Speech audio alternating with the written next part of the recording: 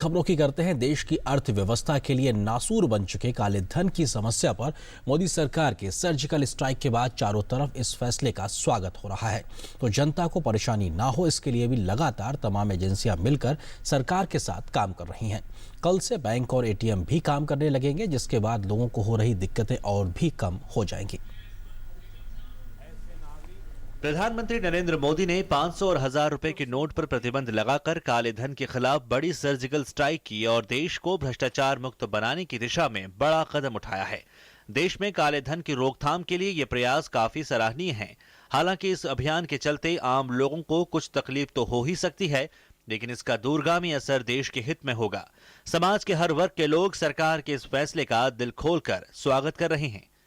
Decision बहुत अच्छा है। मैं तो बोलता हूँ सब ब्लैक मनी वाले हैं, वो सब ब्लैक मनी बाहर आ जाएगा। मोदी साहब को धन्यवाद करता हूँ, बहुत अच्छा डिसीजन। गवर्नमेंट कोई भी डिसीजन लेता है तो उसको तो थोड़ा इम्प्लीमेंट होने में तो देर तो होगा ही। ये जो कदम है वो काफ़ी सराहनीय है, काफ़ी आवकार्य है, क्योंकि भारत में एक तरह से ब्लैक मनी का एक कारोबार ज़्यादा बढ़ रहा था, और दूसरा भी एक सिचुएशन था कि जहाँ पर जो बड़ी नोट्स थी उसमें बहुत सारी जाली नोट्स भी घुस रही थी, तो उसके कारण भी सरकार को ये कदम उठाना पड़ा है। लोगों को आवश्यक वस्तुओं की खरीद में परेशानी ना हो, इसके लिए सरकार ने कई कदमों का ऐलान किया है। नवंबर तक सरकारी अस्पतालों, पेट्रोल पंप, सरकारी दूध की दुकानों, रेलवे, बस और एयरलाइंस काउंटरों में पुराने 500 और 1000 रुपए के नोट लिए जाने की व्यवस्था की है। इन निर्देशों के तहत इन जगहों पर पुराने नोट लिए जा रहे हैं। ज्यादातर जगहों पर सामान्य तरीकों से काम हुआ। आज बैंक बंद हैं, लेकिन गुरुवार से बैंक खुल जाएंगे और लोग नोटों को बदल सकते हैं या फिर खाते में जमा करा सकते हैं। लोगों की सुविधा को देखते हुए सरकार ने शनिवार और रविवार को भी बैंक खुला रखने का फैसला लिया है।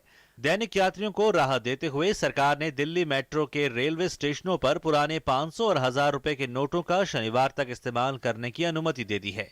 साथ ही National Highway Authority of India ने भी देश के सभी टोल प्लाजा पर इन नोटों को स्वीकार किए जाने की घोषणा की है। लोगों के लिए इसे बड़ी राहत माना जा रहा है। हालांकि कुछ जगहों पर लोगों को थोड़ी दिक्कत हो रही है, लेकिन सरकार का कहना है कि ये कुछ ही दिनों की बात है। सरकार के मुताबिक लोग बैंकों में रुपया जमा करा सकते हैं और सब कुछ नियमों के मुताबिक होगा। किसी भी व्यक्ति को, विशेष रूप से सामान्य छोटे व्यक्ति को, इससे कोई इनकन्वीनियंस नहीं। किसान भी अगर अपना पैसा बैंक में रखता है या पोटली में बांध के घर पे रखता है, तो दोनों परिस्थितियों में उसको कोई टैक्स नहीं लगता। बैंक में रखता है तो ब्याज भी मिलेगा और पैसा भी सुरक्षित रहेगा, और इसलिए ये तीनों लाभ किसान को मिलेंगे। टैक्स देना नहीं पड़ेगा, ब्याज भी मिलेगा और पैसा भी सुरक्षित रहेगा। कुछ पेट्रोल पंपों पर लोगों की ओर से शिकायत आई कि पेट्रोल पंपों पर 500 और 1000 रुपए के नोट नहीं लिए जा रहे हैं। सरकार ने साफ किया कि कोई भी पेट्रोल पंप 1000 और 500 रुपए के नोट से मना नहीं करेगा, और अगर ऐसा कोई करता है तो उसके खिलाफ सख्त कदम उठाए जाएंगे। 1000 रुपया और 500 रुपया के नोट में बिल्कुल लिया जाएगा। 11 तारीख रात को 12 बजे तक लिया जाएगा। जो पेट्रोल पंप इसमें सहयोग नहीं करेंगे उन पे कानूनी कार्रवाई की जाएगी। उनकी लाइसेंस के ऊपर भी सवालिया निशान लग जाएगी।